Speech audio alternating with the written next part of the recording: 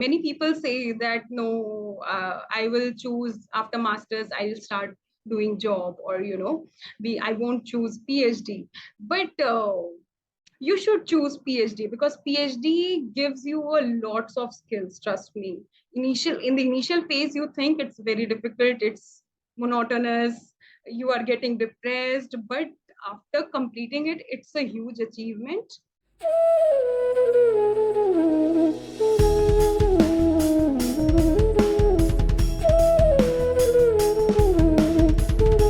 Welcome to the PhD talk show by BioPatrika. I'm Nandita Sharma, host for today's session with Dr. Hemansi, Deputy Manager at Ashoka University. Welcome, Hemansi. Thank you, Nandita. So, my first question to you would be, could you just walk me through your career path and your experiences at Central University of Haryana, or any internship or the job you did before applying to this particular job, and what were you doing and what led you to this job? Okay. So before joining my PhD, I completed my graduation from University of Delhi, and then I did my master's from Center for Medical Biotech, MDU Rohtak, in medical biotechnology. And after that, I joined as a lecturer at Lloyd Groups of Institutions. And then I always have this thing that I have to pursue research in my career. So eventually I landed up joining University of Delhi South Campus Department of Microbiology as a research fellow. And from there I got admission in PhD in Central University of Haryana. So I joined my PhD in 2016, and during my PhD, I got this award, Bioenergy Research Award, which is conferred by Indo-US Science and Technology Forum, and they give this award to in the field of biofuels and bioenergy. And so they basically support a few, like 5 6 doctoral students to pursue their short span of time of research in US. And so yeah, I did that. So it was like a great thing in my career. So I got the chance to work with a renowned professor over there in US in the field of bioenergy. So yeah, I did that. In PhD, I worked on I have, like, my major field is industrial microbiology. So I was working on development of thermo and inhibitor tolerant yeasts to produce a cellulosic ethanol, which is like a quite hot field nowadays. Everyone is like wants to switch the energy to some other mode. So Yeah. that's what I was doing my research on. So after my PhD, I got this position of deputy manager as a research and infrastructure management wing at Ashoka University, and I joined there after submission my thesis. So yeah, So, that's about my background. so for this particular job, what was the interview and application process like? So during my PhD in 2018, I came across this workshop conducted by India Biosciences. It was about women in sciences, administration, and management. So from there, I got to know that there are certain career paths beyond academic as well. So this is kind of non-academic career path which I have chosen, and I got introduced to this path that time. So during my end of the PhD, end of the days of my PhD, I started looking for the job in this non-academic field only. So through LinkedIn, I came across the position at Ashoka. I applied, and yeah, I got the position. Okay. So, so what does this particular job like? What does your day looks like? What is the day-to-day basis of work, and what kind of things you handle? So at Research and Development Office at Ashoka University, we have few wings. Like one wing handles grant management. My wing handles research, infrastructure, and management. So what I do, I'll have to support new faculties who are getting on board to Ashoka University in setting up their labs by giving our technical inputs like what thing, which thing you need to buy, and the setting up whole lab by liaising with the maintenance team, the architect people, and the what faculty actually desires in his lab while setting up his lab. So I do that. Apart from that, procurement for lab items, all the lab things, whether it's an equipment or consumables, I do that. And I'll have to coordinate with the grant management team for doing that, like which grant has come up to new faculty or which grant has come up to the earlier faculty, like new grant has come up and now we can start by the purchasing process basically. And then the technical presentations related to big ticket equipments if we are buying, so we have to conduct the technical presentations, then a negotiation meeting, and then we'll have to finalize like the big ticket items if we want to, if any faculty wants to buy a new equipment. So that's my typical day looks like. Okay. So, which skills are most important for a job like yours? Can you just put some light on that?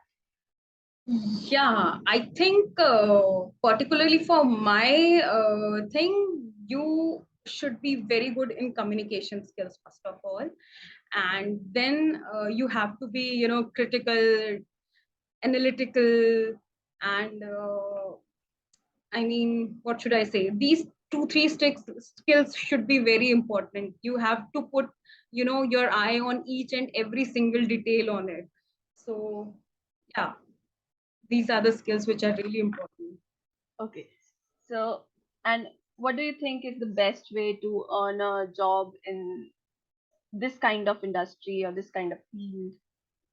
So the best way, like you have to, read a lot about this field first of all, because India Biosciences and IRMI Research Management, India Alliance Research Management Initiative, they have created a lots of handbook about non-academic careers. So it's like a collated thing at a single place, and it's highly informative, so you should go through that. If your temperament aligns with, yes, you don't want to go to the academics and you need to switch your field, so you should read a lot about that. And if you think that you can pursue that field, like that things in your career, so you should do that, I mean. And yeah, I mean, update your LinkedIn profile, And connect with and people connect who, with the people, ask their experience about the transition. That helps a lot. right, right. Well, Yeah. that's very important thing that you have suggested. And what is the role of mentorship in your career journey? Like, did somebody guide you, and or did you find it yourself, or you took help from somebody? So I have a habit of reading a lot. So nobody guided me actually about this field. I just came across this thing, India Biosciences, in 2018, and I asked my advisor, I want to go, I want to explore this new field.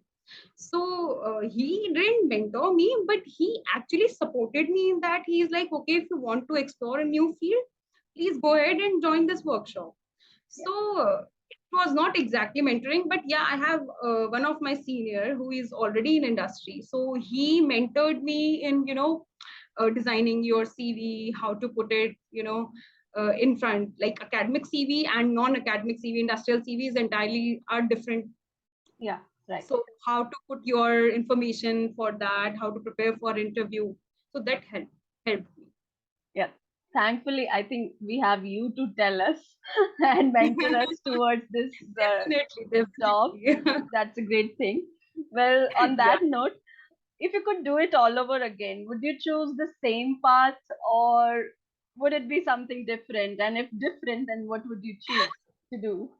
No, I think I will definitely choose. Like many people say that no, I will choose after masters. I will start doing job, or be I won't choose PhD.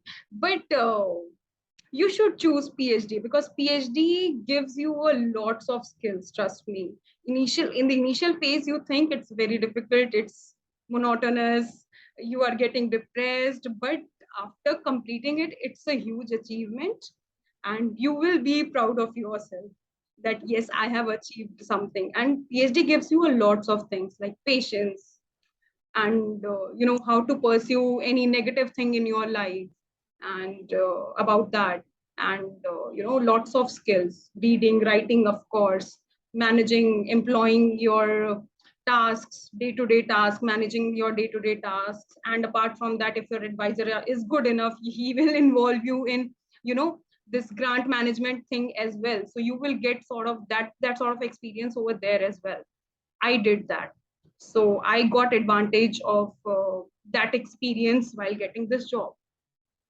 So clearly, you want to say that apart from all the publications and all the data that we have through our PhD, we also have a different skill set which we can Yes, easily, use and uh, take it through to go to industries or join industries, that's and true. that's Definitely. very true. So one last question that I have for you is, what is one hobby you still manage to do with this job?